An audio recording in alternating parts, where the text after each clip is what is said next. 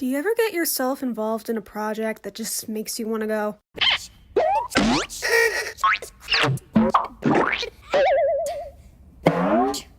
oh my god. I had the urge to make jewelry, so I asked my Instagram followers to pick between onyx, who I had a solid idea for, and gangle, who I did not, to base it off of. Guess who won? This design went through several different iterations, and every single one of them I just couldn't seem to get to look the way I wanted it to, so I just dove right into it without worrying about any of the intricacies. Was this a mistake? Maybe? I don't know. The base of this was simply jewelry wire and ribbon cut up and Frankenstein together to fit the proportions of my hand. The rings in the charm were made out of Sculpey oven-baked clay. Yes, I am rolling it out with a paint bottle. Don't judge me, I was only using what I had on hand. The way I made the first set of rings was not correct. Instead of cutting it out and wrapping it around my finger, I wrapped it around an actual ring I owned, and this just made them look janky, uneven, way too large for my hand. Do not do this. If you think it's a good idea, it's not a good idea. I attempted to freehand the tragedy mask charm too because it was such an easy shape to replicate. At least in my head it was. I tried making it, but it just wasn't the right size, it wasn't proportionate, so I gave up, found something sharp that I could carve the actual shape out of, and used that instead.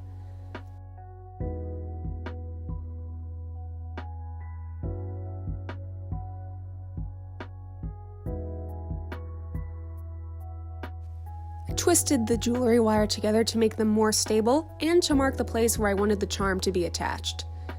This whole little mechanism gave me a lot more trouble than I expected it to. In my head, it was very simple. I would just have the ribbon glued down onto it, and it would tie around my wrist and stick into the rings. That did not go as planned at all. As very obviously seen in the footage, these ribbons and wires have a very small surface area, so trying to get any glue to stay evenly on that surface is going to cause some sticky fingers. Ow!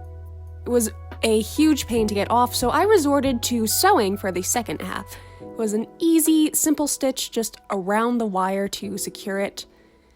It also made the wire less rigid and more bendable.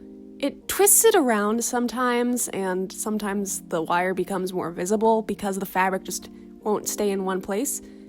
But I'm proud of how intricate this stitching is. That was so tiny, and I managed to do that. Just take a second to admire it.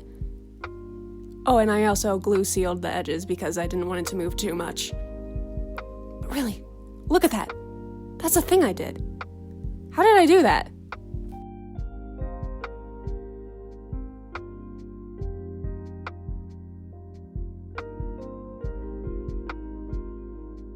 This is where I realized that I was doing everything wrong, and also took that same carving tool and remade the rings. I'd come to the realization that the original rings I created were not going to stay together because they were thin and flimsy, so I flattened another piece of clay, carved out some new ones that were a little thicker and a little more even, wrapped them around my finger, did the usual measurement things, and they were so much better.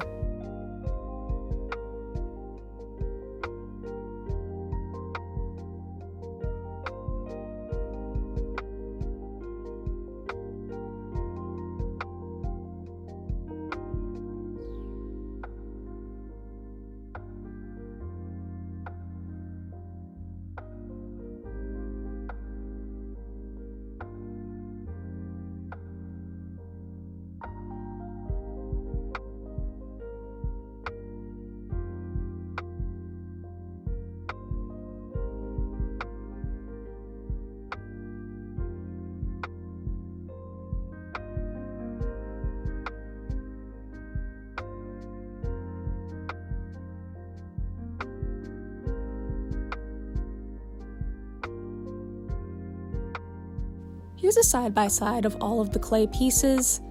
When you put them together, they make a little smiley face, and I thought that was cute.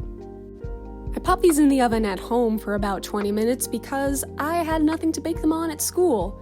Also, while at school, I tested out how the bracelet part would fit onto my hand, and it just wasn't comfortable. When the rings were done, I tried them out, and I carved little holes in them so the bracelet part would stick in, but it didn't work. The part that gave me the least amount of trouble was the paint job. Gangle has a very simple design, and that's one of the things I love about Digital Circus, is that the designs are simple and complex at the same time. Like, all it is a tragedy theater mask with a little tear on it. It's really only a couple of brush strokes, but it speaks volumes about the character.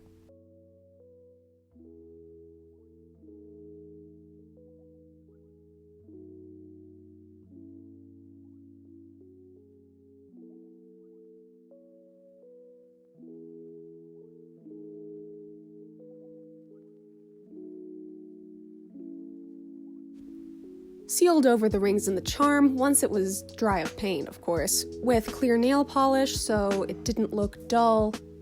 It's just nice to give it a little bit of shine. Also, it'll prevent more cracking in the future. If I manage to wear it more than once. I don't think I will. It's a bit of a complicated thing. Then I hot glued the charm onto the bare wire on the bracelet device mechanism.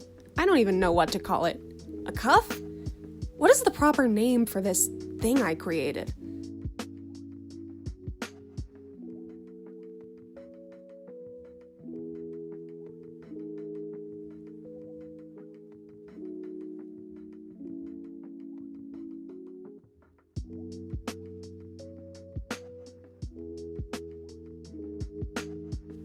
And it was finally done!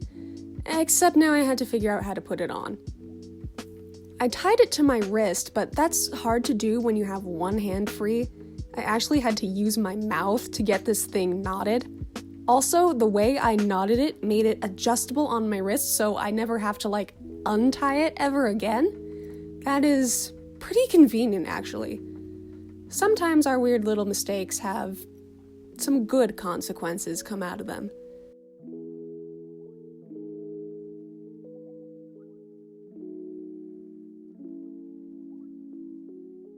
I also figured out what was wrong with the rings. They just didn't want to stick on correctly on my ring and middle fingers. It just kept popping out as they shifted, so I made the most logical choice that I could in this situation, and I put the rings on different fingers. Just changing the position made it much easier to hide the fact that they were 3 separate pieces instead of one thing. It was also a little more comfortable too because the wire wasn't poking into my skin as much. Bam. There we go. Much, much better. And there's my silly little creation. Could have been better, but it could have been a lot worse. Like, subscribe, give me some criticism, I'd actually appreciate it on this one, and that's all. See ya!